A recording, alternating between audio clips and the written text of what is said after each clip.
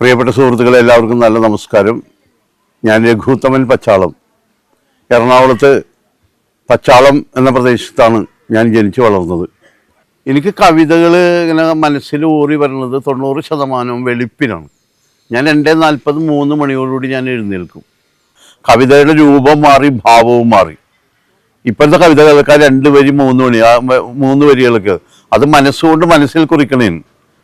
Average മലയാളികൾ ബീവറേജിൽ ബില്ലടിച്ചൊടുവിൽ ആശുപത്രിയിൽ ജീവനോട് മല്ലടിക്കാൻ ബില്ലടച്ച് കണ്ണടച്ച് മണ്ണിലേക്ക്. നല്ല പ്രായത്തിൽ തന്നെ, ശരിയല്ലേ? തുടർച്ചയായി ഹോണടിച്ചാൽ ആള് മാറിക്കിട്ടും റോഡിൽ നിന്ന്. തുടർച്ചയായി ഫോൺ അടിച്ചാൽ മോള് മാറിക്കിട്ടും വീട്ടിൽ നിന്ന്.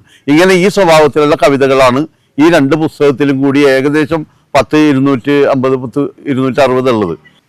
ആദ്യത്തെ പുസ്തകം 100 കവിതകൾ, രണ്ടാമത്തത് കാഞ്ചീരവം പബ്ലിക്കേഷൻസ് പ്രസിദ്ധീകരിച്ച ക്യാപ്സൂൾ കവിതകൾ.